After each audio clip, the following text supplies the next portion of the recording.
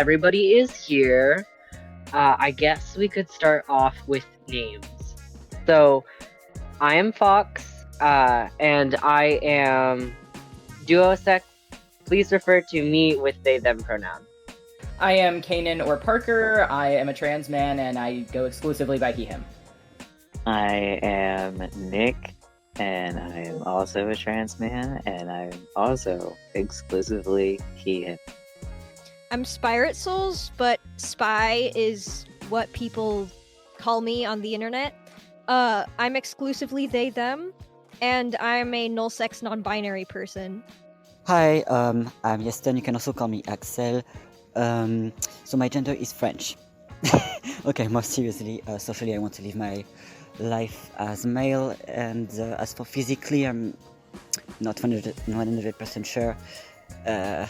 I will never really figure out if I want my body to be fully physically male or if I'm duosex, but really, that does not really matter. Also, Nick is my boyfriend. Heart. So, today's topic is, what does transmedicalism mean to you? Would anyone else like to go first? My, simple, straightforward definition of transmedicalism that I use when I'm talking about it is that you need dysphoria to be trans, and that dysphoria is the result of a difference in neurology. There's little other things that I add sometimes, but I'll leave it at that for now. I used to be an inclusionist because my introduction to the trans community was through someone that I had a very unhealthy relationship with who was an inclusionist. And when I cut contact with this person, I reassessed a lot of things I believed, not just being a too cute or inclusionist or whatever, because I didn't really know if those beliefs were mine, I guess. So I was like, oh, now I just need to rethink everything about myself. So that included being an inclusionist and prompted me to talk to transmeds, to do kind of research, Google Scholar type shit in and see what comes up. Probably cringy to admit, but I did watch Kelvin Gara, so that was not a defining factor, but it was an aspect. But basically just reassessing my beliefs, because I wasn't really an inclusionist because I felt passionately about it or because I had thought about it that hard, but more so by default. And my main reason for being a transmed is that I like to have the closest thing to a provable belief before I actually believe something. I don't just want to believe something because someone gives me a convincing argument, or because it's, the common popular thing, or, whatever. I like to kind of have an understanding of the topic before forming an opinion on it. And most of the things that I read that were from professional sources really just did not align with a lot of the gender is whatever you want it to be. It has no limits. It's infinite. It means literally nothing. It's entirely social kind of situation. All right, cool. I guess I'll go next.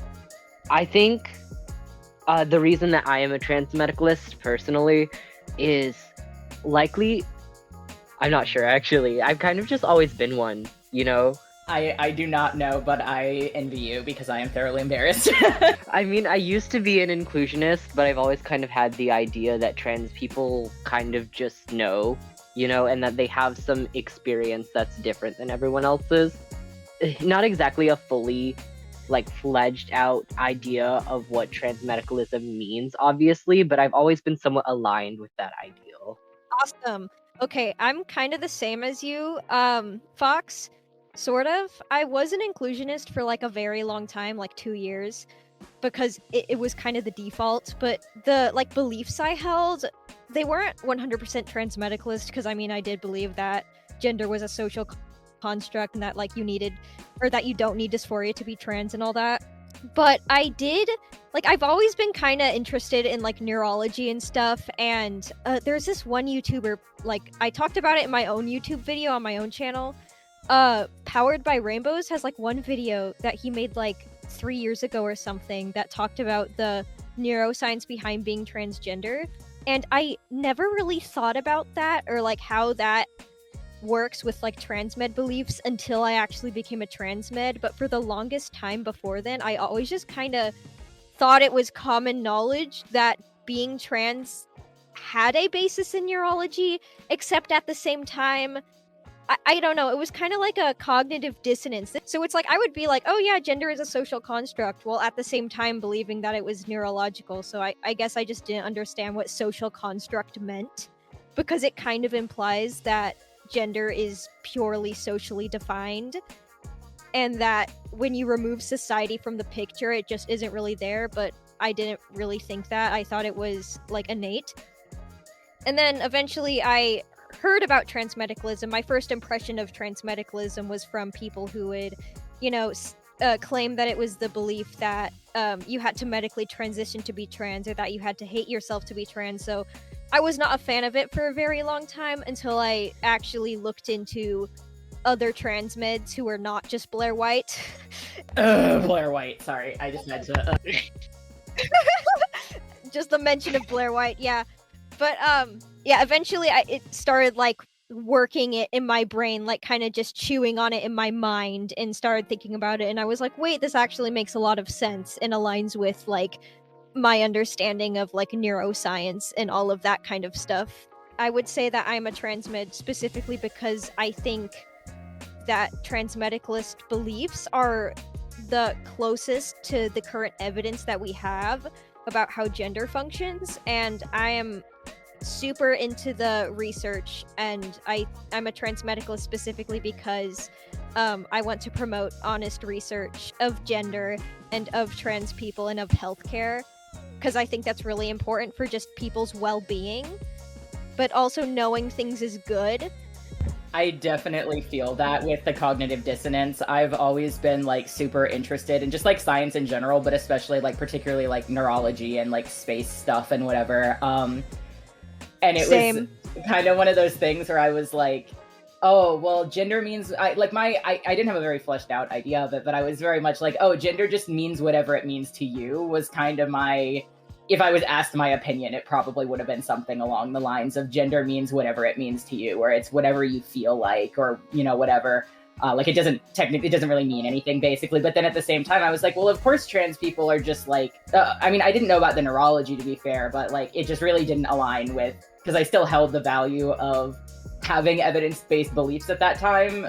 Like, because that's something that I put into a lot of other things, I believe too. Like, that's why I feel the way I do about like religion or GMOs or, self-diagnosis or whatever list of things. It was like the outlier where I was like, well, this one thing I'm not going to think about it basically, because thinking about it felt wrong to like critically assess it. So I was like, no, it just is whatever you want it to be. And that was the outlier, I guess. I've actually seen the video that you were talking about, the Powered and Protected by Rainbows videos. I really enjoyed that one video that you've seen. And I remember that you mentioned it before in your first transmedicalism video that you posted. It also really shaped my opinion. In my case, I started out not really caring about that sort of stuff. I was not really exposed to trans politics. I just knew I had gender dysphoria, basically.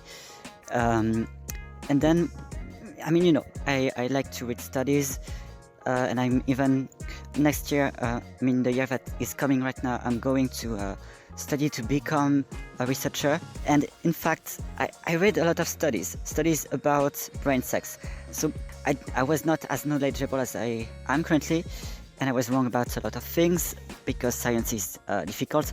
But whatever, I went to college, and of course, back then I joined the LGBT. It was not a club, it was some sort of collective. Whatever, I joined it, and it turned out that we went to some sort of, it was not exactly a protest, it was not exactly some sort of gay pride, it was just some sort of event, kind of in between, in which there were trans people and intersex people, so it was Existence Inter, in fact, and I was in the non-binary part of this thing, and I don't remember the conversation that I had, but I talked to someone who told me people are stupid because non-binary people exist, blah blah blah, whatever. And I mentioned brain sex and said, of course, if the brain can be male or female, it likely can be in between, because biology, it creates things that are in between all the time. It's just how fucked up biology is. Fucked up. I don't mean it in a bad way, but it's so complex. But yeah, basically I say that, and the person who was non-binary, I don't mean it in a non-binary phobic way, but we all know that the huge majority of people who identify as non-binary are strongly against transmedicalism, right? And they criticized me for being, quote, transmedicalist, unquote.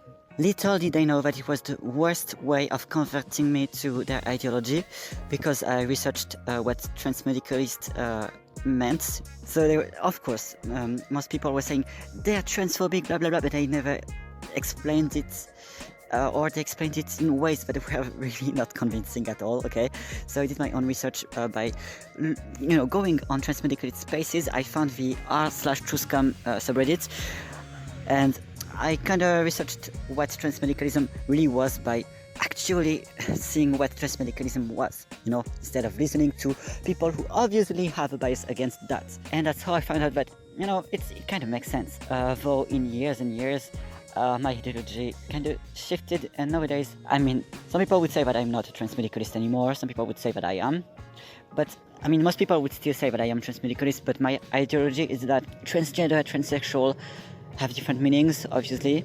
These are two different words, and they have different history, and sorry for the noise, I'm outside. But yeah, a transgender person, basically, historically, could have been a cross-dresser, drag queen, could have been any gender non-conforming person, right? Where transsexual, it's more based on physical dysphoria. So, in order to be transsexual, one has to have dysphoria. To be trans-X, someone has to have dysphoria, right? Physical dysphoria. To be transgender, whatever, this word is fucking... it means nothing. We should fucking delete that word. It means nothing. Nothing at all. We should revert back to using words like transsexual, socially dysphoric, if someone doesn't have physical dysphoria, drag queen, crossdresser, tomboy, fanboy, blah blah blah, whatever. Yeah, that's cool. I, for the life of me, cannot find the scientific study that he references. But apparently, from my memory, I'm not looking at the study, or I'm not looking at the video right now, but from my memory, it was like something along the lines of like 1,600 participants, and like every single one had the neurology that like matched their gender, which is kind of crazy. And like, I really need that study right now, but I can't find it. I think I know what you're talking about. I don't have it on hand, but I'm like 99% sure that I read that within like the last 2 days because I made an over-the-top document to argue with someone. But I have not seen that video. My go-to point at it video that I always go for is the Professor Dave Explains video that isn't like exclusively about trans neurology, but I think that it's a very good, like, it doesn't seem like it has any kind of particular agenda. It's just like it's explaining, There are plenty of studies like that. In fact, when it comes to the brain and sex or gender, the brains of males and females overlap when it comes to the structure, but when it comes to the functionality, it's not really the same, because there is a specific region, I forgot which one, I think it's a region within the default mode network. It's a region that is involved in self-processing, basically, so and identity also, and own body perception. And this is kind of an area of the brain in which males and females and men and women, basically, there's no overlap, right? If mentally you are male, then you will be on the male side of things. So of course, according to these studies, they tried, I think, with trans women and trans men, but trans men are basically mentally male when it comes to that, and trans women are basically mentally female when it comes to that.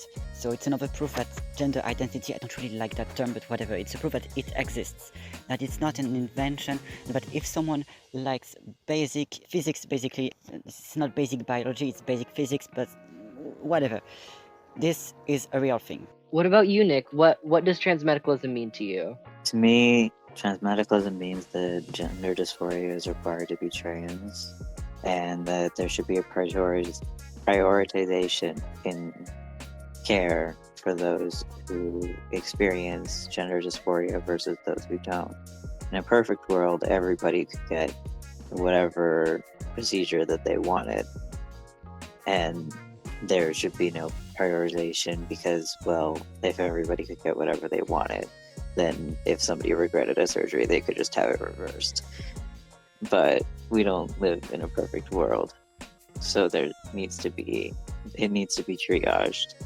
Oh yeah, to add to that, so I'm not exactly a libertarian, at least not the way people think of that word, because usually people think libertarian equals, these American conservatives who are totally against freedom actually, but they just like to smoke weed. But actually I am very much in favor of people choosing to do whatever the fuck they want to do to their body, because their body is theirs, it's themselves.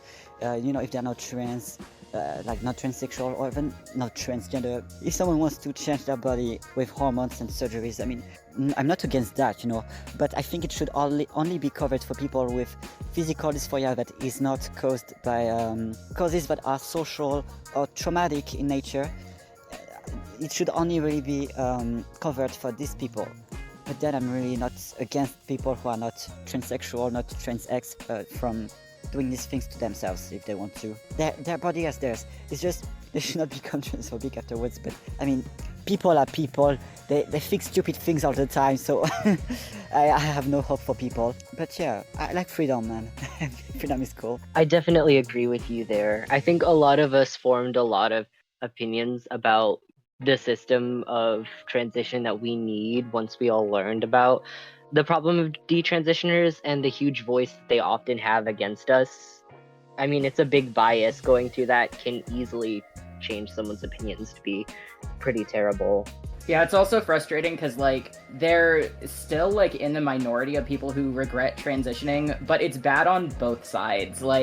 It's bad for the trans community, but it's also, I guess, I don't want to say, it's a bad look or whatever, but they're a very loud minority, so it convinces a lot of conservatives. And I'm it's not their fault necessarily. I mean, it is their fault that they're saying the things they are, because there's a lot of detransitioners who are fine, normal people, but it's detrimental to actually progressing trans healthcare. And also just there's such limited resources that it's it sucks within the community that those resources are being abused, and it sucks outside that these people are a very loud minority. This is without addressing xenogenders. For xenogenders, it's just attaching that to the transgender movement feels insulting to the experiences. How do you medically transition into xenogenders? See, the thing with people who would identify with xenogenders is that they see gender as a thing that is social. They see it not based on sex, but rather on social norms and stuff like that. So they would say, all these feminine men, these fanboys, they're not gonna last 5 years. In 5 years, they're gonna be trans women or whatever. I mean, they see gender that way, so they don't think of it in terms of, okay, how I want my body to be. I identify as cat gender, so I'm gonna get surgeries to get cat ears and to do stuff no, they don't think like that. It's not how they think of things. I interrogated, in fact, someone who came out as cat gender, and what she told me is that, I mean, she's a trans woman, so I'm not misgendering her, but what she told me is that, she had some sort of feelings that made her relate to cats. She told me that basically a xenogender is not really a gender for her. It's more like a vibe or something you relate to. You relate to cats, so you're cat gender. But I know it's not the case of all people who identify as xenogender. Sometimes it's just gender is a social thing, so I'm gonna, since I relate socially to cats, this is my gender, blah blah blah. I mean, differences in opinions, they exist even in these people. The xenogender question is a big one. The fact that that community even exists in the first place brings up a lot of questions about the utilization of the trans movement to further personal agendas. I think it's also just really, unfortunately, a very big carrier of misinformation, because all of their arguments stem from misinformation, and then whenever that's confronted, it falls back on the we have to accept everyone. That's what the LGBT community is about. And don't get me wrong, accepting people is cool and whatever, but I guess the idea of gatekeeping isn't inherently a bad thing. You're not going to call someone who's exclusively attracted to men and is a woman gay, because that's not what that word means. It's not because there's anything wrong with that. It's just not, there's no utility in that person being involved in discussions about gay culture and gay rights and things like that. So it's I don't know where I was going with that, but Yeah, I think the issue with xenogenders is that the experience that xenogender users have is a legitimate, like, real experience, and, like, they use the, like, neurodivergency argument, and I think, like, yeah, a lot of their feelings can be explained by, like, neurodivergency and stuff, but the term that they're using to describe those experiences is just factually incorrect. Yeah, I think people have a really hard time distinguishing validating someone's feelings and experiences and validating the specific way that they describe those experiences or the way that they're expressed or how they influence the way you act. Right. Like, I don't think the vast majority of xenogender users are, like, facetious or lying. I think that they are in a community that circulates the same pieces of misinformation over and over again. So the possibility that that is a valid experience, but it is not anything to do with being trans, is, like, either not heard at all, or when it is heard is, like, immediate defense mode, basically. Like, I don't think that they're lying. I don't think that they're, like, intentionally bullshitting or anything. They're just, that's not the right word. Validation, I think it's kind of a shame that we're following the United States on that one, because I know that if the trans movement, this kind of stuff was had more of its origins in, countries like France or the Netherlands, I mean, it would not happen, because English-speaking countries, at least England and the United States, have kind of this culture of, we need to validate people, we need to make people feel happy instead of saying the truth to them. People in England and in the United States do not want to hurt the feelings of others.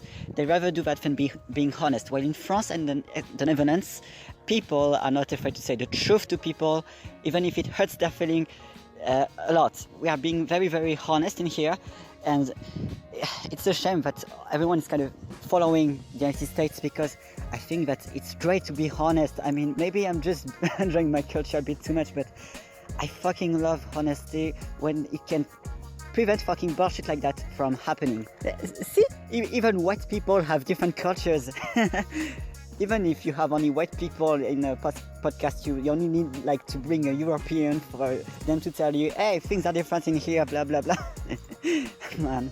Yeah, and it's more than just appearances too. Like you all said, not only about the xenogenders, but about the detransitioner topic. It's not that it's just a bad look, because it's so much more than that. It's the things that they say, the things that they convey. It's misinformation, and it misleads people into making false assumptions and false ideas about trans people. And function within our culture is affected by that. It's the trauma of detransitioners too. Like, you don't want somebody to go through the trauma of detransitioning.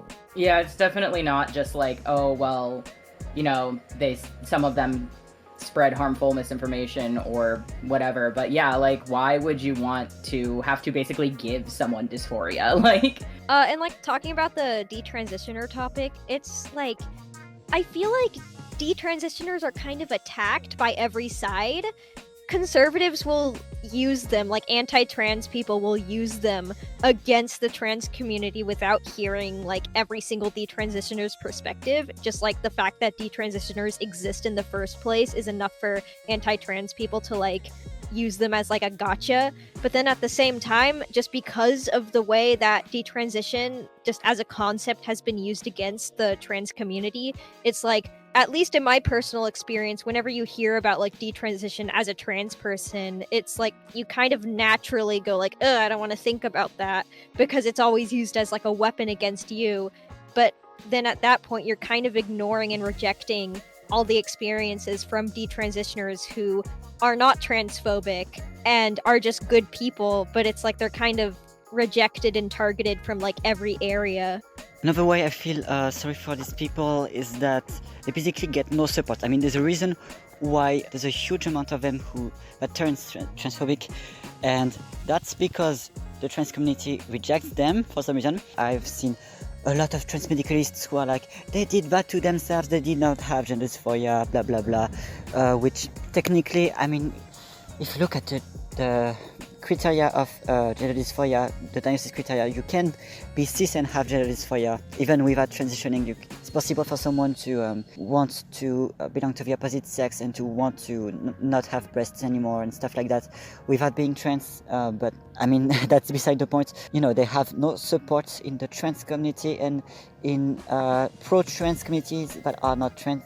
They always get their support from people who want to instrumentalize it for their transphobic agenda. That's where they get the support. And as such, they're like, you know, they would take any support they can get. You know, they get no support except from people who want to use it for political reasons. And I mean, that's sad. But they're so desperate for anyone who is not part of the trans community to support them, but they have to accept that support. I mean, it's transphobic support, so they become transphobic due to that. And also, the detrans communities, they tend to be transphobic. So basically, in order to fit in with the people who accept them, who are like them, but who will not instrumentalize their struggles and who are not pretending to care for them, is to become transphobic. I mean, it seems like a lot of people use detrans people as, on both sides, honestly, as like a card instead of like, this is an actual person who went through this. Definitely. All sides, I think, including some transmedicalists at times, will end up using detransitioners' experiences as like a way to lever an opinion. I don't think that's really right. But on the other hand, too cutes will just completely fail to acknowledge their existence at all, like not mention them in any way, which sucks because there's such a high proximity of people within that community who push trans life as a form of activism. And when you push ideas like that, you're gonna have people who enter this trying to be a part of that cause and coming out detransitioners, and they're gonna have to go through all that trauma of experiencing dysphoria and being in the wrong body, and then having to leave that and still not have a body that's the same as when you started. I'm wondering something, because I mean, it's not something that I've seen anywhere yet, but since some people say that basically gender dysphoria and trans people, it's only exclusively internalized transphobia, it's caused by society. I mean, that's just a hypothesis, but I wonder if there are people who are like reverse dysphoria in detrans people, it's social.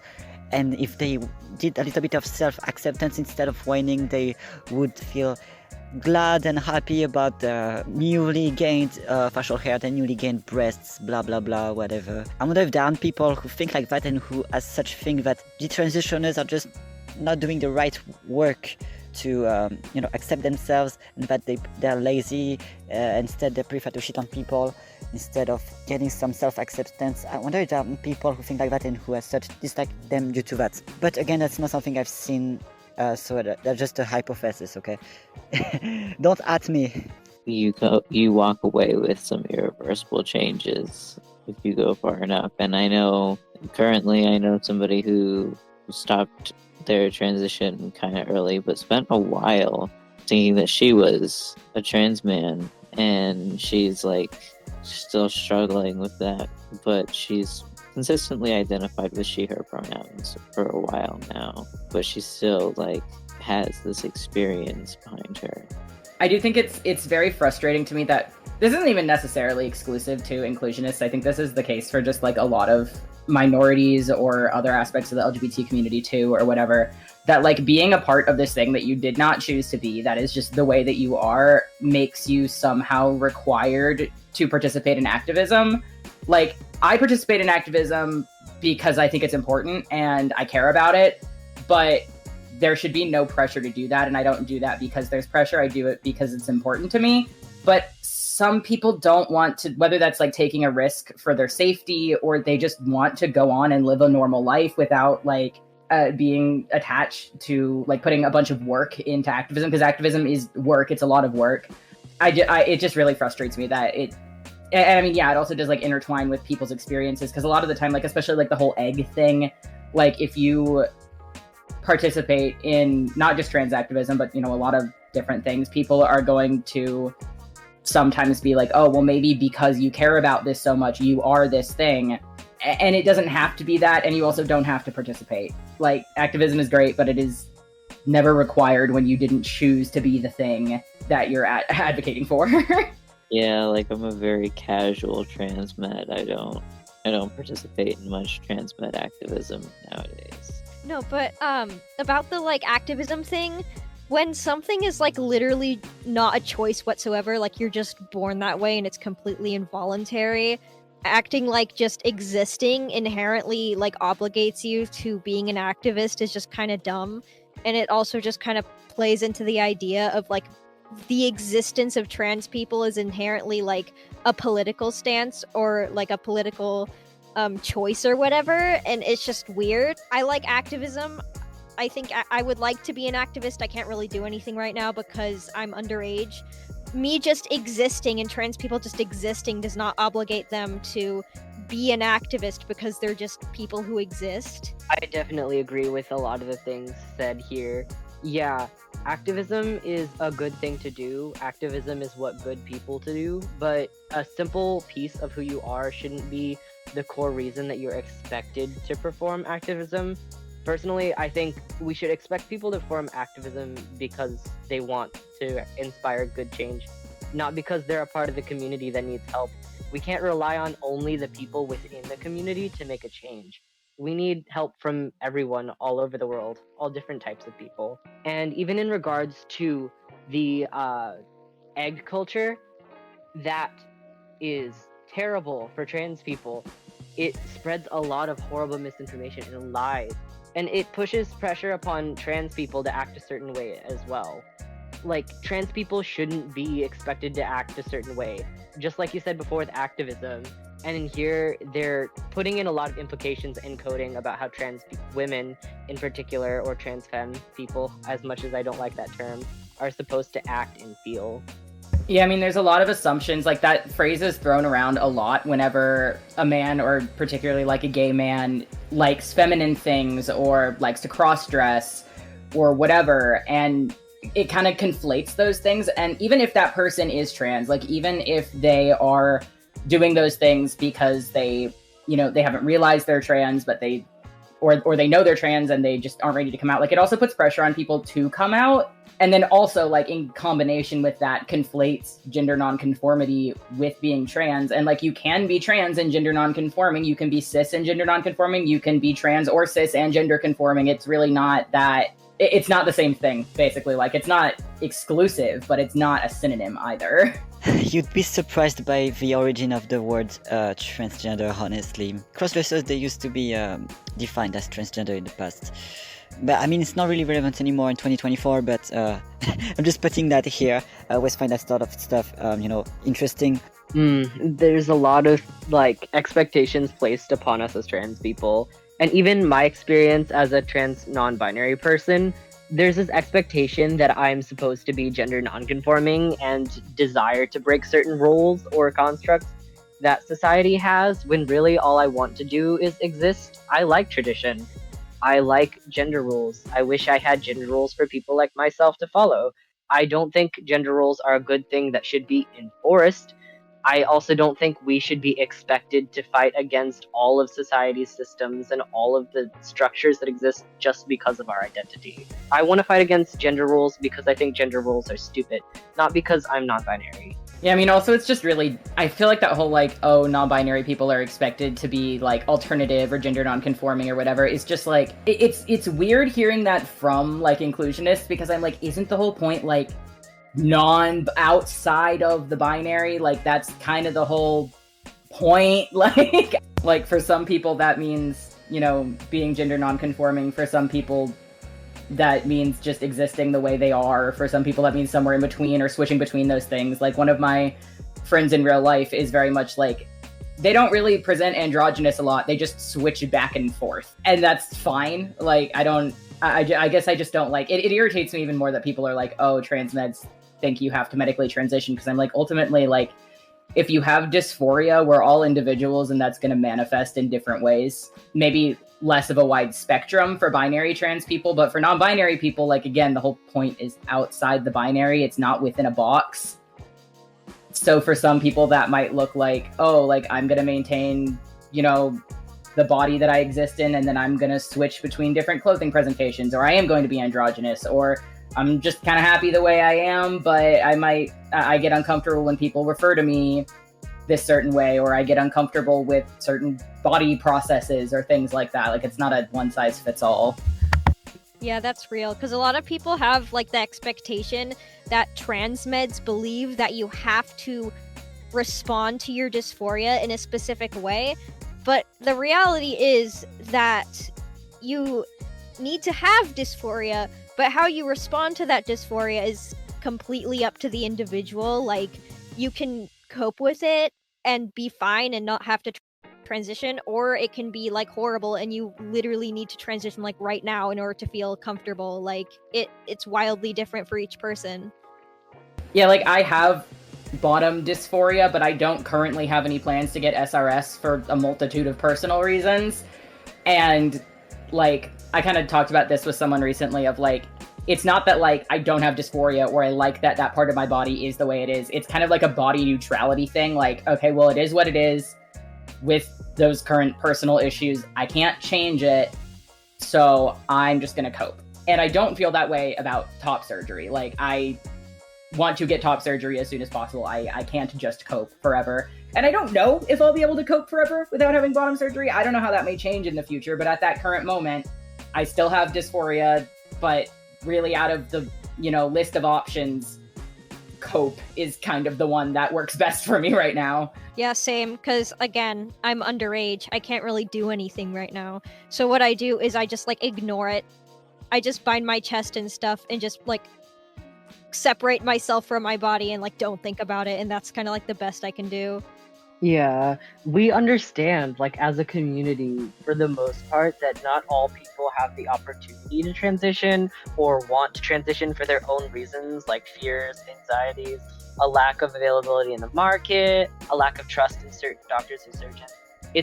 We understand that, and the implications that a lot of anti-trans medicalists make when they're arguing against just the general concept of transmedicalism, it is so just vile the way the well is poisoned, because they'll go straight to, oh, so you think I need to transition, you're classist or racist because that's not equally available to everyone. That's not true. We haven't pushed for that concept since the Calvin Gara ages, and even then we weren't pushing for that. Maybe a hot take, but don't get me wrong, this is not Calvin Gara praise, but I really think that there is a lot of over-sensationalized discussion around him, because he was a teenager when he was on YouTube. Like, I think I'm either the same age or 1 year younger than him. I'm around the same age as him. I was in high school whenever he was active and whenever I watched him. And like, don't get me wrong, there's a lot of things that he did that I take issue with. Like, there's like one particular person that got like relentlessly bullied and even got recognized in real life because of his video. But my main problem with him in general was that he did not respect people's privacy, or either didn't understand or didn't care that people will go looking for the people in his videos. And it wasn't, it'd be one thing if it was like a big creator or whatever and, you're on equal playing field, but a lot of the time it wasn't. But when it comes down to like his actual beliefs from then, I don't really even think it was that like RadMed-esque. It was very, I guess, just kind of milquetoast, if you will, but like just the way he went about presenting those opinions is a lot more of what I take issue with than like the actual opinions themselves. I could be like forgetting something, to be completely clear, like maybe there's some video he made that I never watched or that I forgot about or whatever, but from what I remember, I'm kind of like, he was an angry teenager on the internet who got a really big platform, and he didn't use that platform very responsibly. That's worth acknowledging, but like just the pure like lasting long-term bubbling rage around him just really does not make sense to me.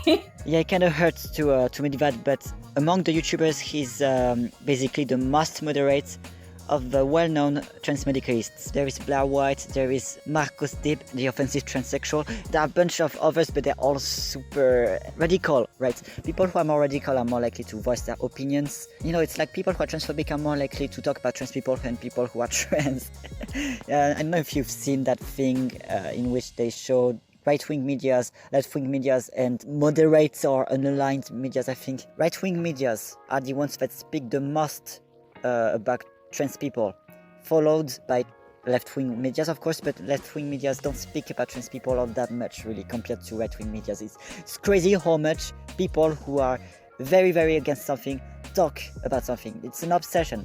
My mother is genocidal against some categories of people, while she talks a lot about these people, but I don't have any idea of what kind of people she likes. I mean, she likes Italians, but that's all I know, and she never speaks about the Italians.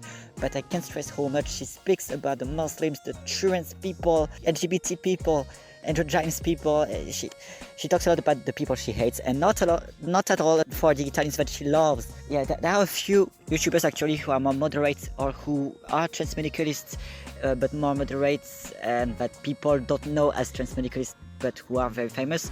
There is Sam Collins, who is a bad person actually, but whatever, he is a transmedicalist, or at least used to be.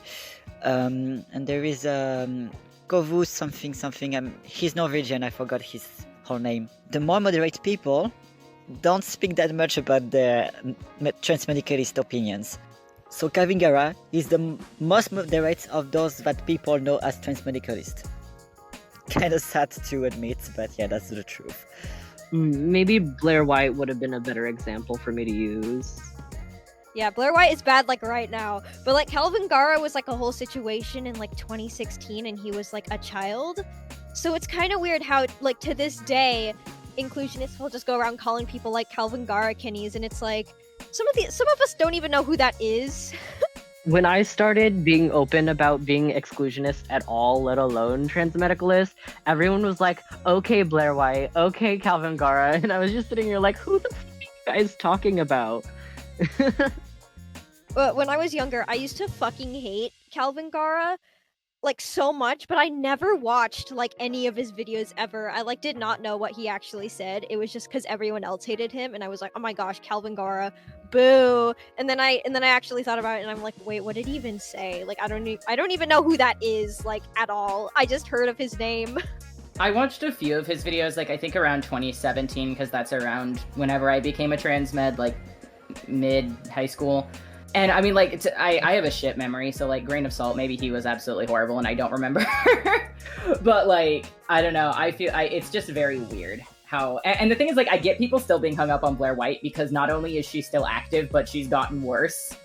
But like, say Blair White then, or like, what is his name? Buck Angel, instead of like 16-year-old on the internet who maybe had some bad takes and bad privacy policies on his videos. Oh god, Buck Angel is a whole situation, and the fact that he still claims the transmedicalist community while he directly contradicts certain things that we believe. I know, he like calls himself female, he calls himself a woman, and it's like, you're not a transmed if you are a trans man and then call yourself a woman. Like, I've literally never spoken to a transmed who likes him. Even like rad meds, I've literally never heard anyone be like, yes, Buck Angel is a good representation of transmed ideas. Even like people who are extreme to the point where I'm really not okay with it. Like, I just literally have never heard anyone be like, honestly, he's a TERF. He's not a transmed, he's a TERF. Honestly, Buck Angel is the black friend of transphobes. That's what he is. People are like, I'm not transphobic, I have a trans friend. And who the fuck is that trans friend? Buck Angel. Of course it's Buck Angel. The Too Cute community so strongly associates us with TERFs when many, if not all of our ideals are directly oppositional to TERFs, whereas many of their ideals are shared, like gender criticalism and gender is a social construct ism. It's the same ism, it's just a different way of presenting it. Yeah, I mean, ultimately, like, TERFs, gender critical, whatever, really does kind of boil down to, like, some variety of society convinced you this, whereas inclusionists are like, this is fully a societal construct, which really isn't that. I get that, like, that's not their intention with saying that. They don't have the same, like, point behind that, but it's ultimately the same transness as a result of society at the end of the day. Whereas transmedicalism is like directly oppositional to TERFs because it's literally saying being trans is an innate, unchangeable aspect of yourself that is gonna be there whether you're on a desert island or in Times Square. Like, right, and it's like the whole idea of gender being a social construct. People throw that around, but they never think about the implications of it. because gender being a social construct literally implies that gender is societally defined, like it's defined by society, which goes directly against so much of trans activism that's trying to push the idea that being trans is innate, being trans is not a choice, but then they turn around and say that it's a social construct, and it's like that's the exact same rhetoric that TERFs use and that gender critical people use to claim that like gender is like socially conditioned and that it can be unlearned. And it's like oh my god, someone was literally like praising John Money for like coming up with the idea that gender is a social construct, and it's like him coming up with the idea that gender is a social construct is the problem with him. Like that was his whole reasoning behind trying to like condition him into being female. Didn't the kid in that experiment end up killing himself as an adult too, or like had some really horrible mental health issues or something? He did, and his experience was like incredibly similar to the experience of like transgender people, like him growing up. He had horrible gender dysphoria, and when he eventually learned that he was born male, he transitioned back to male. And people instrumentalize that event to claim with a lot of certitude, they're very sure about what they say. Anyone who transitions socially to the other gender, right, that everyone will regret it and will kill themselves, of course. Like 31% blah blah blah, you're gonna commit suicide if you transition because it makes you depressed. And trans people, they started happy and then they transition, then they become depressed and suicidal, blah blah blah. I mean, that's what people say, right? I mean, if they could read studies with good faith instead of just being good, but I have no hope for humanity, so The thing with John Money, I have not seen many too cutes claim him, but he is the grandfather of the ideology where individual gender is a social construct, as opposed to like gender roles in society. No, his idea that literally your gender is socially constructed, that comes from him. That was his thing. And the people who claim him fail to understand what you said. He was wrong. His entire study was a failure. And it's like the majority of people will criticize him and say that his study was extremely ethically terrible, because it was. But then they will like praise his ideas of gender being social when his hypothesis that gender is social is the entire reason why he did that study. That study was an attempt to test that hypothesis, and it was proven wrong. I think it's very frustrating that a lot of people, when they hear gender is not a social construct, I guess maybe less frustrating, but more so telling, that whenever people hear that, they think that you're saying that like gender roles are good, or that women have like the whole like, oh, conservative fundamentalist, like women are just better at some things and more naturally what, like, and I'm kind of like, that's like the opposite. Those things do not define your gender. And I just don't really understand, I guess, how people make that assumption whenever saying gender is not a social construct, that you're basically saying like gender roles are not a social construct. They're just like how men and women naturally act. And I'm like, those things are not, gender roles and gender are not synonymous, which is again like very frustrating, because inclusionists will say like, oh, well, gender presentation doesn't matter. Like you can be a trans man and love your tits and go walk out in a push-up bra or pasties or whatever. And then simultaneously, if you say gender is not a social construct, they think that you mean that like gender roles are just like part of human biology. And I'm like, it's like cognitive dissonance, I guess. Just like those things are not the same unless you want them to be the same. They'll say that like gender and gender expression and gender roles are like not the same thing, but then they'll go and act like they are the same thing. Especially since there's requirements like listed for all of the genders. Where your gender feels like a star, or well, more specific ones like, I don't know, your gender feels like Neil Patrick Harris as Dr. Horrible. Oh, as Dr. Horrible, that requires you to maintain an interest in that and perform that, whereas like it doesn't really mean much to be a man or a woman. There's just dysphoria for when you're not perceived as such, or not having the physical characteristics of like secondary sex and primary sex characteristics of such. I feel like that's an important thing too.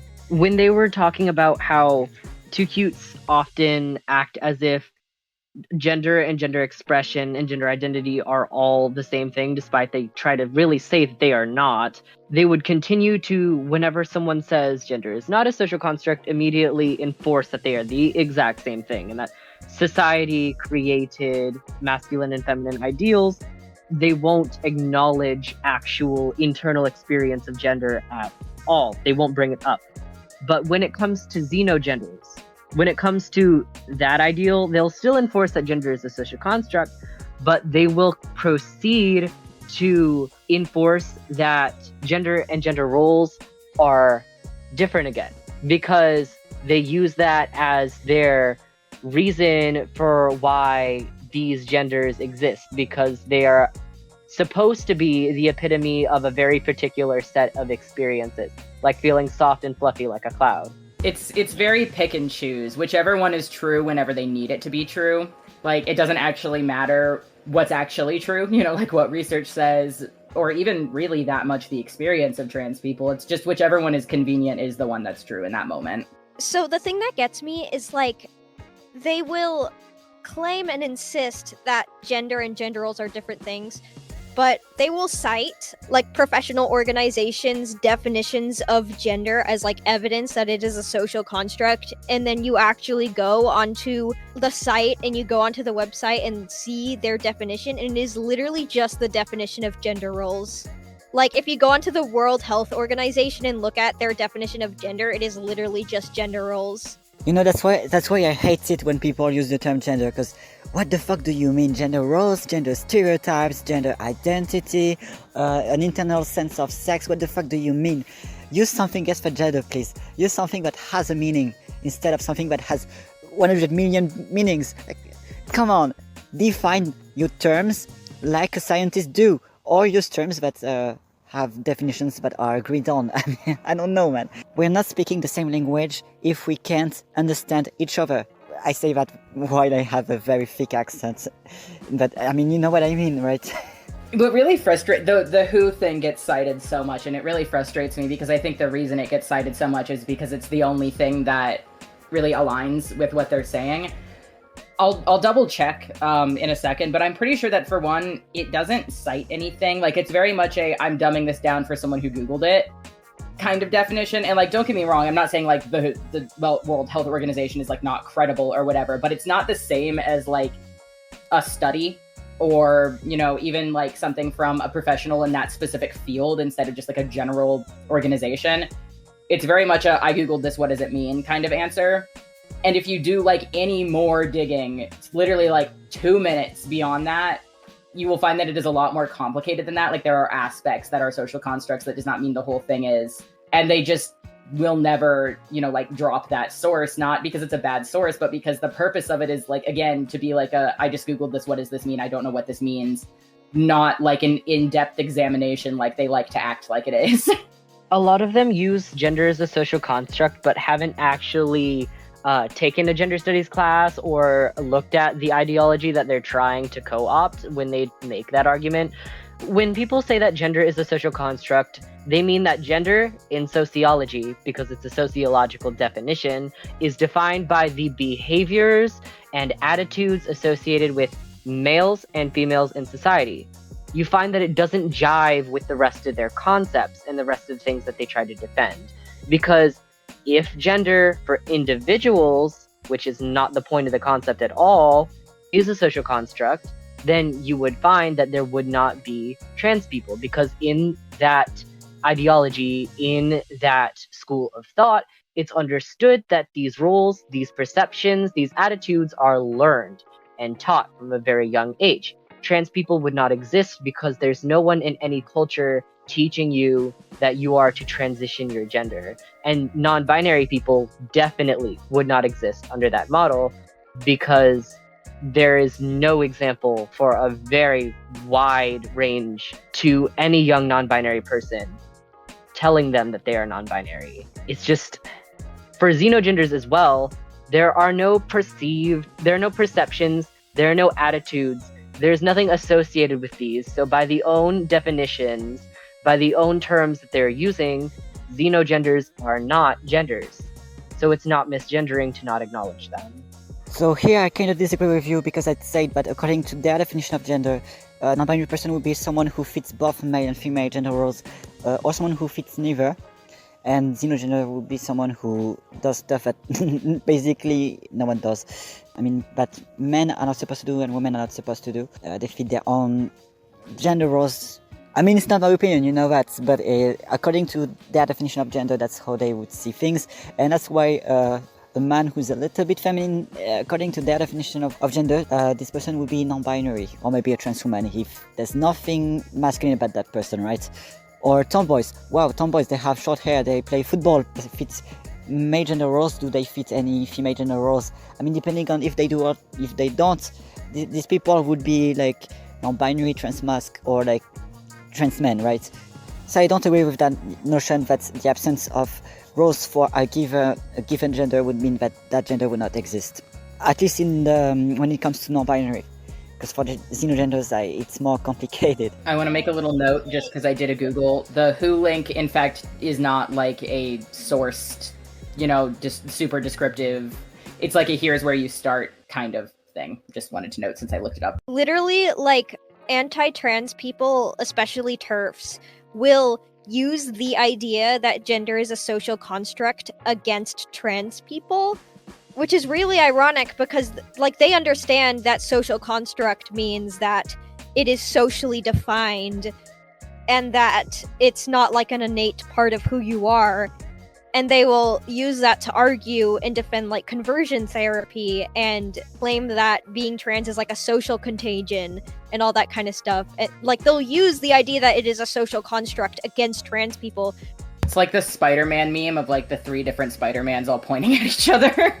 It really is, because if you apply the theory of social constructism in terms of gender to individuals, you're completely like disregarding all trans people who have been saying for ages that they have this innate sense of self that will not ever go away and cannot be changed or unlearned or retaught, that they are the gender that they identify with internally, 100%. We're the only group in this entire debate that is trying to enforce that gender is something innate and that all trans people are in fact that gender. Even if Too Cutes claim they are, their ideology doesn't support that idea. They argue against themselves in that aspect. Well, here's the thing, actually many Too Cutes do not think that gender is innate. Some do, a few do. I think they're only a minority, I'm not really sure, but there's a huge amount of Too Cutes who think that since gender can be changed according to their ideology, someone is born a girl, for example, then transition into a man. She changes her gender. The vocabulary that is used in France, like the French trans community, which is of course Too Cute, people say, I'm changing my gender. They're not saying I'm changing my sex, they're saying I'm changing my gender. Gender is not innate, I'm changing my gender. That's what they say. In France, people do not see it as an innate thing, Too Cute. They do not see it as an innate thing. To the trans community in France, a sex change is when you get your genitals changed. And then if you transition socially, if you identify as something, it's a gender change. Gender change is also something legal. But yeah, basically people say, I was born a girl, I was born a boy, blah blah blah, whatever, I transitioned to the other gender, or another gender, or whatever. That's what they say in France. It kind of, this is maybe not the best comparison because it's kind of off topic, but the comparison rings in my brain, is people like Kent Hovind, like people who believe that the Earth is 6,000 years old, young Earth creationists, who will simultaneously be like, faith is all you need, that's like all you need to believe in God, like faith is everything, and then devote their entire careers to scientifically proving young Earth creationism. And I'm like, okay, you're saying repeatedly that like faith is the end all be all, that it's the most important part, but then you don't have faith because you're going around digging up shit, trying to do research, getting a fake mill degree, whatever, to prove that you can scientifically prove Genesis. Where is the correlation here? Like, you're saying one thing and then your actions and the things you're advocating for and whatever don't like actually show that you subscribe to the thing, like good for ye, not for thee, or something. I don't, basically that.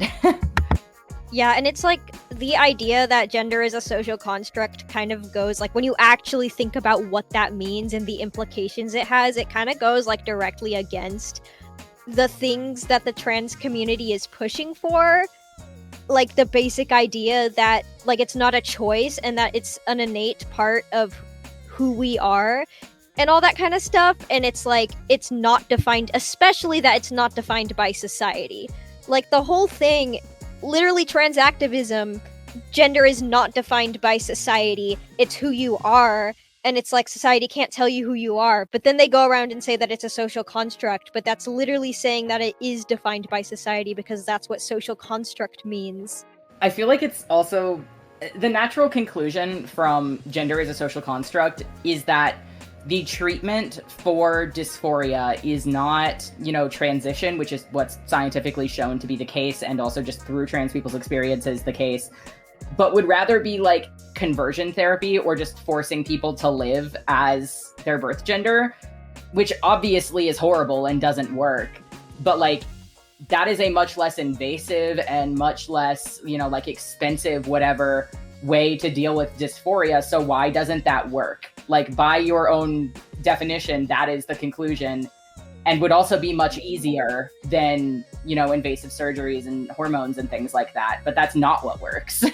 That's like the people who claim to be trans men who are like, I learned how to be comfortable with my chest, and they show off their chest and all that stuff, and it's like, so conversion therapy should work. I also want to make a note, like, coping with it and like being okay with showing it off are like two very different things. Like, I don't bind a lot because I have back problems, and it makes me pretty uncomfortable. I'm not a fan of it, but I can cope with it if I have to. Like, if I'm between can't leave the house because my back hurts so bad, or don't bind and wear a big sweater, like, I'm gonna go with don't bind and wear a big sweater, but it's not because I like want to do that. That's very different than like, walking around shirtless with pasties on in public and being perceived as a woman and being like fine with that. Like, that's not, those things don't connect. I definitely agree with what everyone was saying before. In their concept, they are arguing against themselves in a lot of ways. If gender is learned, gender can be unlearned. And if gender is biological, then affirming it requires a biological solution. Social problem, social solution. Biological problem, biological solution. Yeah, I would go to say that the idea that gender is a social construct in itself is transphobic, which they would not like to hear, but if you actually think about what it implies, then it really is.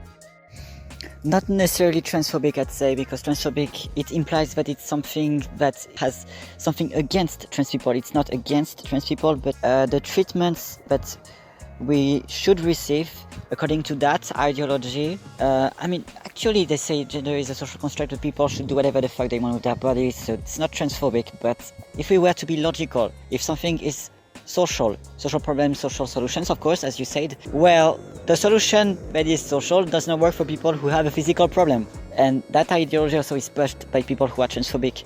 But the ideology that it's something social, but I would not say that saying that it's something social is inherently transphobic, and I think we should stop abusing words like, something phobic, Nazi, fascist, blah blah blah. We earned the Godwin points thanks to me, so that's great. I had a very interesting conversation. I wish I had pulled this up, because it would be cool to just read it, but I had a very interesting conversation with someone who was kind of arguing that gender is a social construct doesn't mean gender isn't real, and like compared it to money, for example. And to me that didn't work because I'm a communist, so I was like, money doesn't actually mean anything or represent anything, and is ultimately a power tool, so I'm not following, basically. I do think I'm not really sure how people rationalize that, I guess, because with the rare too cute inclusionists, whatever, who will like kind of go down that rabbit hole with you and be like, no, this is what it implies instead of what you think, that like, okay, yes, it's social, but like things like money or laws are still things that like we have and are useful, and they still exist even if money doesn't have any inherent value. But like, that's not really, it still comes back to, I don't remember who said this, but the problem of like, then there wouldn't be trans people, there wouldn't be non-binary people. And again, the solution would be, a social one instead of a biological one. And I'm just like, it always comes down to some like analogy that doesn't work, basically, a lot of the time, at least in my experience. I've seen people try and defend that idea of gender is a social construct in the same way that money and laws are. But that's not true. They say that money affects people just as much as gender, and it can kill people. It's physical and can have real effects. Yes, that's true, but also there's nothing forcing us to do money. We aren't born with the concept of money in our heads. We don't have an inherent idea of what the correct economic system is. If we're stranded out in the middle of nowhere, we'll just create a new economic system. Or an entirely different new, if we're going for currency, a new currency system specifically for that area, or for whatever we're trying to do. Say society collapses, we will just reinvent those things. But gender remains the same. People will still be born and they'll still have the idea, the inherent sense of I am a man, or I am a woman, or I am not either of those things. And those definitions will always correlate to bodies, something that forms in nature, something that we can see, and is therefore not a social construct, because you can't touch a social construct. Laws and money are something that we can exist without, but gender is not. I think it's also worth noting that trans people exist. I didn't grow up with gender roles enforced on me at all. I have 2 atheist parents who gave zero shits about tradition or anything like that. I played with Nerf guns and, went to hockey games, and I cut my hair short whenever I was 13 or something. That was something that was never enforced on me. So if it was because it was socially constructed, and I could have just been happy with that. But I've known I was trans. I didn't always have the words for it, but I've known I was trans since I was pretty young. And there would have been no reason for me to feel uncomfortable if I was allowed to wear whatever I wanted and play with whatever I wanted and hang out with whoever I wanted. There was no oh, this is forced on me. And yet I still felt the need to transition. I still felt the need to come out and change my name and my pronouns and my gender marker and shit. That wouldn't be present if I even in an environment where gender is fully social and you have the complete freedom to do whatever you want with your gender expression. And yet I was still uncomfortable with, being AFAB, with being a girl, even though I had the complete freedom to do whatever I wanted with my gender expression. But gender roles, I think it's stupid to link being trans to gender roles, because, okay, I want to live my life socially as male, but I like feminine stuff. If trans people can be gender non-conforming, right, then that means that it's not about gender roles, right? It's something that has more to do with physical aspects of it. But then a lot of people who identify as trans say that to them it's not physical, it's about gender roles. So, different people, different experiences, blah, blah, blah, whatever. They don't speak for me, they don't speak for you people either. They speak for themselves only. And they should be made aware that they speak for themselves and not for me, because we have different experiences, and that's why I think we should have different words for different categories of people. Anyways, yeah, you can continue. Going back to the money comparison between gender as a social construct and money as a social construct, with money is controlled and determined by the given society that it exists within. If you remove society from the picture, it no longer has any value. If we applied the same idea to gender, then that's literally just anti-trans, because it's implying that society controls and determines what gender is. And when you remove society from the picture, then gender is no longer real. And essentially, it's implying that gender does not exist outside of society, and that trans people only exist within the context of society, which is just transphobic. Again, I don't find it transphobic, I just find it harmful, but yeah, I see what you mean. That is part of why I hate gender abolitionism so much. Abolishing gender roles is not the same thing as abolishing gender. That's just transphobia. It's also just not true. If I can safely assume that the 4 of us, if any of us were born on a desert island or alone for our entire lives, we would still have these ideas about what our body is supposed to be shaped like. The transmedicalist side of all of this debate is just, that's gender. That feeling, that's what gender is. And every other group here is just they define gender in ways that is inherently harmful to trans people and ignores the actual reason that we transition. Not for social reasons, not to please other people, not because of concepts or expectations or to avoid concepts or expectations. It is just to feel correct, to fix the issue here, that my body, it isn't comfortable to me. One of the earliest memories I have of having dysphoria that was about like my body specifically was probably when I was like 9 or 10, and my mom bought me a bra without asking, just like so it's not awkward. And she never like made a comment about me not wearing it or anything, but like I had never felt so horribly uncomfortable. And it wasn't because of like her doing that or anything, or like that the topic made me uncomfortable. It was like, oh no, this is part of my body now. How do I get rid of it? How do I stop this? Like, again, there was no like enforcement of gender roles or gender expectations in my house at all. It was just like, oh no, this is going to become a problem. I feel like one of my earliest experiences of gender dysphoria was, I think I was like, I want to say 10, 11, or 12. I don't remember the exact age, but I remember we were going swimming and I just had started growing body hair. And I was terribly uncomfortable with my body at that time. I didn't want anything to do with these follicles opening on my arms and legs. And I did not want to go anywhere in a bathing suit for the life of me. And it's followed me so far, but I had no reason other than these cues about how I felt about my body to understand that I had the dysphoria, because my parents didn't care how I dressed. I was allowed to be androgynous my entire life. I didn't care. Some people perceived me as a man and some people perceived me as a woman, and I honestly did not pay much mind to it. It wasn't until my body started changing and going through puberty until I started noticing how deeply uncomfortable I was. The body hair thing is like, obviously it's not funny because it sucks, but like it's a kind of funny thing, I guess, because I remember being very upset that I never got more body hair than I did. Like when I started getting hair that was like more visible, I was like, oh, cool. And then it just stopped at a point and I was like, that is less cool. When is it going to arrive? And then it never did. And I was like, this is lame and I am displeased. Oh my gosh. I remember being like, I can't remember how old I was, maybe like 12. I would shower and stuff, and this was like the first time I started getting like armpit hair and whatever, and my mom would be like, you should start learning how to like shave your armpit hair, and I was like, okay, because that's what she told me to do. And then when I actually did it, it was like the worst fucking feeling in the world. It was like, no, this is supposed to be here, why is it gone? Oh, I feel that. I've shaved before just because I was like, I don't know, why not? Because obviously, like, I'm on testosterone, so I guess it did eventually come. It just took a good 20 years. But yeah, I've shaved before just like, honestly, out of boredom, or like, oh, maybe I'll try that and see what it looks like. And then was like, oh, no thank you.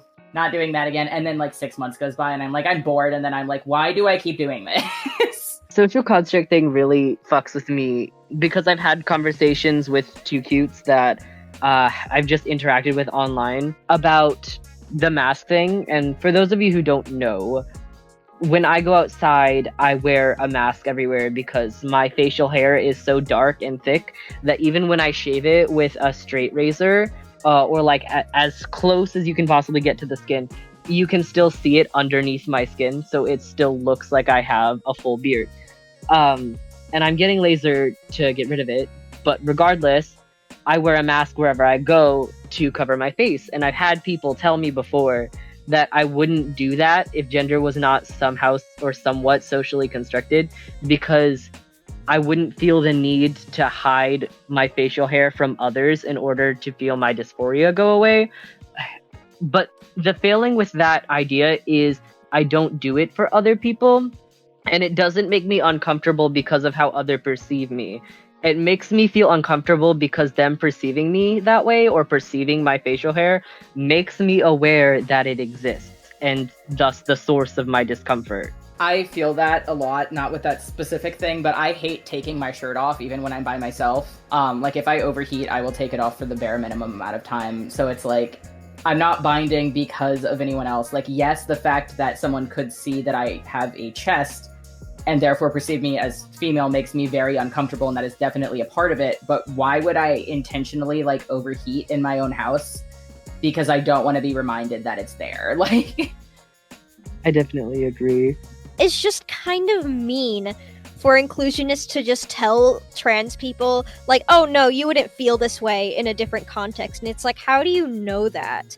Like, you can't read people's minds, and it's just really mean to like assert your understanding of how people feel like onto everyone around you. It's just really mean, and it's really entitled.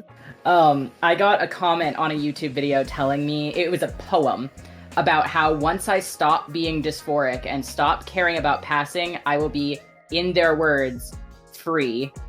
From another trans person, mind you. And I do not think I've read anything that pissed me off more than that, because I'm not limiting myself because of what other people think or anything. It's very insensitive to make comments like that, I guess. I feel like it's just the progressive version of promoting conversion therapy, honestly. It really is. Yeah, definitely. And something I see a lot in Too Cute Spaces is the aggression that they have towards transmedicalists. A lot of us like are more neutral and more like believe what you want to believe, but that side has a lot of aggression to where it's like you're not even allowed to associate with transmedicalists, any kind of transmedicalist, regardless of their status as radical or non-radical or anything. I personally think my ideas are really chill, and the fact that me just existing is enough for people to be so upset that I'm banned from several spaces, and people will send me threatening and like gory messages just because I'm a transmedicalist. We're not the ones trying to thought police. If anything, it would be the other side. I got a Tumblr ask the other day telling me to do very gruesome things to my own body. And I just was like, this is why transmedicalists exist. I had someone send me really, really graphic self-harm pictures saying, do this to yourself. And I just said, rip bro, and blocked them or something. But I don't know. I can't like verify if this is true or not, but it's just a common trend among other things that fall into this category. A lot of people, when their beliefs are unsubstantiated but very strongly held, do just turn to aggression. Like, I've seen that because I make content about other things than trans stuff. I make video, and there are a lot of things that fall into that category of like religion or self-diagnosis or things like that, where when people's beliefs are unsubstantiated, but they are unwilling to reassess them because they're personal in some way, especially if, you know, opposing positions may have some implication on their identity, whether that's their religion or their gender or whatever, they get very up in arms, because if they hear another side, they might think about it too hard. If they hear another side, then that their group may not be the majority. If they hear another side, then they have to actually think a little bit about what they believe. And I'm not saying that like all inclusionists are like that, but the reactions that I get from inclusionists are very, very similar to talking about religion. And I feel like I'm pretty gentle when talking about religion. I mean, I'm not like sugarcoating anything, but I don't think I'm really mean. And I feel like I probably also do that with transmedicalism. I might be a little bit more harsh than with religion, but it's like almost identical responses. Like if I were to cut out, you know, the word Jesus or the word xenogender and swap those comments, I think that you wouldn't be able to tell which one was from which type of person. Definitely. It leaks over to real life spaces too.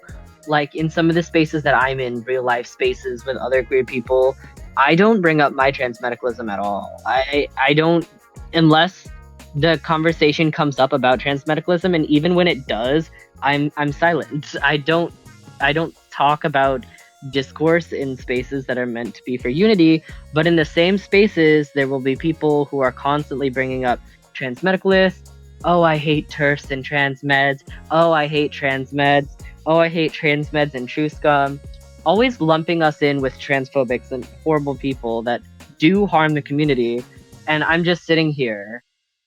There's this one side of the argument that will thought police, and then the other side that is called the thought police. And we're just sitting here like, okay, I let them say whatever they want about my community. And that's not the best thing to do if I want to defend our ideals, but I honestly don't care, and that's not the idea that they have about us in their head. They haven't actually interacted with us enough to know that we're capable of coexistence. It's like, because in real life, like, I have friends who are inclusionists, and I have friends who are exclusionists, and it's like we all interact and get along because we're, like, in real life. But, like, when you're online, people will just, like, look at your bio and see transmed and then instantly, like, not want to interact with you because, like, they just assume what that means without actually talking to you. But then it's like you go into real life and you interact with people, and then later on you bring up you're a transmed, and they don't instantly turn you off because they actually already started talking to you and know that you're not gonna, like, be an asshole. It's just really funny how they, like, assume, like, all this stuff about, like, transmedicalism, but then in real life they probably, like, if they hang out in, like, real life trans spaces, they've probably interacted with a transmed because there's a lot of us and we're just kind of around. Well, I've lost a real life friend due to me. Not even saying I'm transmedicalist, but just saying that transmedicalists can be non-binary. Just I say that to someone, and I lost a friend that way. A friend that I had for multiple years, not a childhood friend, but we knew each other for 3 years, I think, which is not that much when you think about it, but it can break real life friendships, including in adults. I think a lot of it isn't even, I mean, a lot of it is the internet, but not just the internet. I think a lot of it's like the group thing. Because like whenever I've been in like group community, like I used to go to this place called Out Youth whenever I was a kid. And I started going there whenever I was an inclusionist inclusionist. And then by the time that I stopped going there, I was an exclusionist. I also went to a school that was like 90% gay and trans kids, because long story. And in those spaces, both of them, I started out being there as an inclusionist and became an exclusionist, and they did already know me, but became very vitriolic once I changed my position. But that being said, my best friend in real life is an inclusionist. To be fair, they're much more of an apathetic inclusionist, like a kind of, I'm inclusive by default and I don't really care about the discourse, so just whatever. But like, I met them in the psych ward and we had a lot in common. So we kind of stuck by each other the entire time. We got discharged and admitted the same day, and we stayed friends after we left.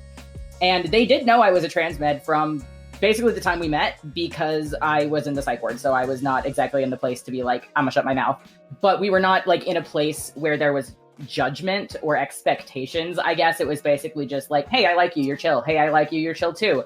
We disagree on things. Cool, that's fine. Do you want my brownie? You know? It's nice to see situations where that happens and where people let themselves coexist and like be kind to each other.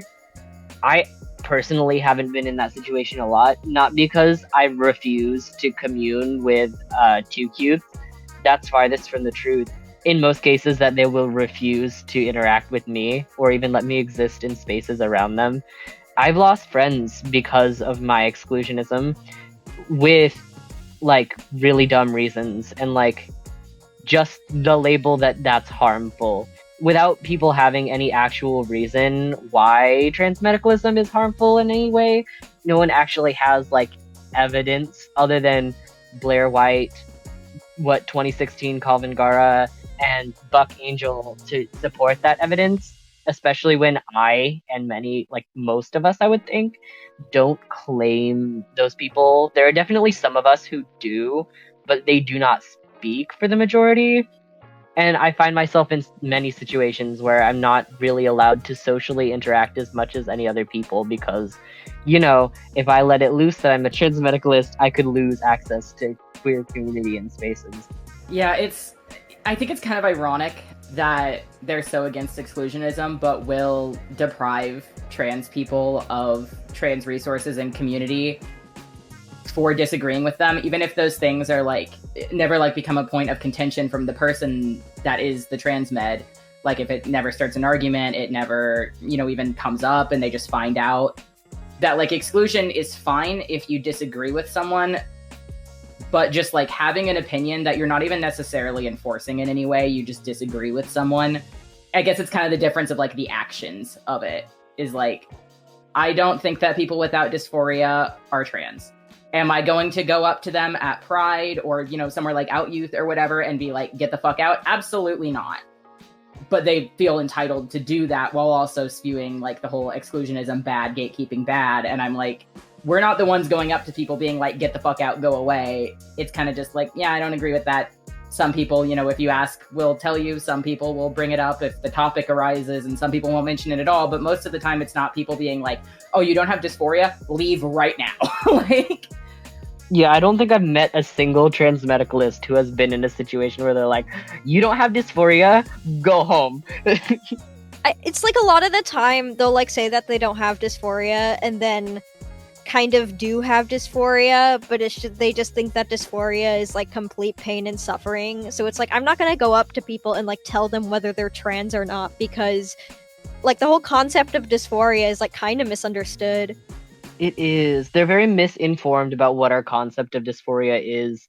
Really, like, a lot of us just believe any incongruence is dysphoria. I mean, I personally think that euphoria, aside from, like, fetishistic euphoria, is an aspect of dysphoria that presents when dysphoria is being alleviated. And they would never accept that idea. Like, when I presented it, last time I presented it, they just provided an article, not like the 2Q community, but the 2Qs that I was arguing with, provided like an article where they said that like there were surveys of trans people and this many trans people said that euphoria was a different emotion than dysphoria. And I'm like, that does not devalue my argument at all. I feel like that's kind of like if I said like, oh, well, I have BPD, and like usually the negative emotions that come with BPD are, what's associated with it. But I do get episodes of like euphoria where I talk a lot and I really want to go do something and I want to get out of the house and I'm very excited for literally no reason and like whatever. And that's still just the other side of the coin of the emotional instability with BPD. It's not a separate disorder. It's not like exclusive. It is just part of it. It comes along with it. Like, I also feel like I do think 99.9% of the time euphoria is the alleviation of dysphoria or like even just the excitement about being out or things like that. But I do think sometimes, I'm not ever going to claim to know like this to a specific person because ultimately I don't know what's going on in your brain. But in general, I think sometimes it is also just people who have not had the best relationships being excited about being validated at all.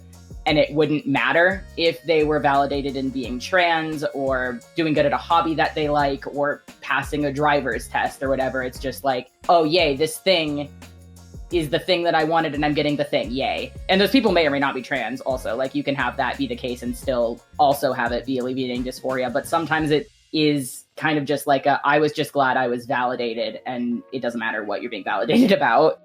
I've seen that happen in many cases too. Like, I've seen so many young people switch identity based off of whatever will get them the most recognition. I've known people who would go from the beginning of the movement when they used to identify as bisexual, but I would never date another girl, to identifying as trans, but I only experience euphoria, to non-binary man, and then start adopting xenogenders and stuff. I've seen situations where it's evolved that way. To be clearly, I'm not consumed with my identity. I just want validation situations. And I'm not going to assume that that's the like situation of any individual person, nor will I like point it out if I think that's the case, because I think that's really rude. I seem to think that we will, like in every situation. But they think that we think that that's like all of them. There is one specific situation I'll point it out. I guess personal example of this. I had this very abusive ex in high school who was the person that disconnecting from them made me become a transmed because I kind of thought about my beliefs more. I have no idea what pronouns they go by now because every time I've ever come across them, they've changed. So we're just going to go with they. But whenever I first met them, they identified as a trans man. And to be fair, I do think that they're probably trans. Once that kind of became less interesting, once it became the norm, there was no, oh, excitement, I got my first binder, or, oh, my mom called me the right pronouns, or, oh, the school changed my email to my chosen name or whatever. Then they changed to saying they were non-binary. And I initially identified as agender before I realized I was a trans man. So like, I didn't think much of it.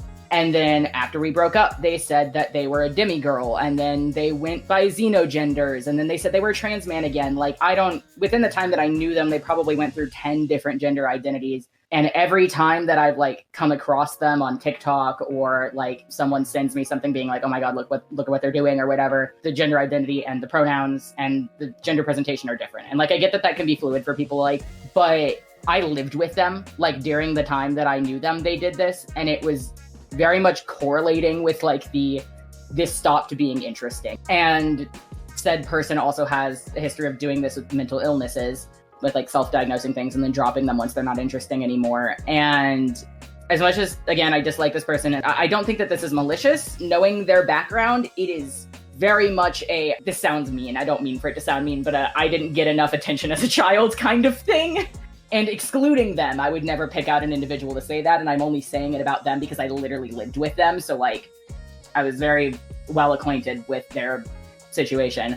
But that in its own right also needs help, because as much as I very strongly dislike this person, they got a lot of shit going on. I don't think any of it is what they think it is, but bro needs therapy.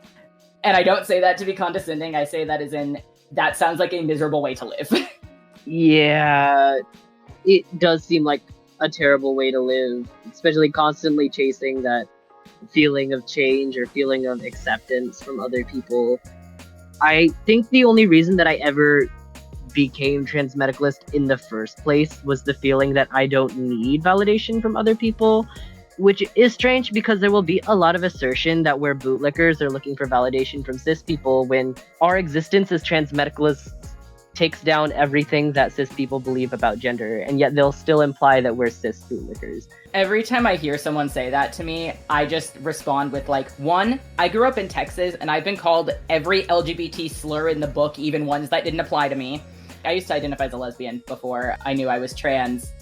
And the reason I learned I was quote unquote a lesbian was because this girl who consistently bullied me on the bus stood up and said, dead name is a lesbian. I didn't know what that meant. So I turned to my friend and I was like, what does that mean? And she said, it means you like girls. And I was just like, oh yeah, okay, sure. You know, like obviously, like basically I came from an environment where I could have been put in danger for being the way I am. And I had absolutely no qualms with screaming it from the rooftops, even if it got me beat up. Like, I don't really see how that's cis bootlicker. In France, there really only are three types of people who are not trans: transphobes, too cutes, and people who don't really care generated they're too cutes. But basically, if you're a transmedicalist in France, you're not going to get the approval of cis people. It just does not happen, you know. Except my brother, he's cool, but he's the only cis person I know who is in favor of transmedicalism. You have to search for a very, very long time before finding a cis transmedicalist in France, or transmedicalist in general, in fact. It is strange how they'll go and call us bootlickers when everything that Two Cutes believe is everything that the majority of conservatives believe that all trans people believe. I mean, we kind of get outcast by both communities. Conservatives don't like us because we're trans, and we know that. And inclusionists don't like us because we don't agree with them. I just don't. I've used arguments that I've used against inclusionists and like the same studies and articles that I've used against conservatives. Like, is there anything anyone wants to say before we go out? Shishito pepper sushi absolutely fucks. That is my closing statement.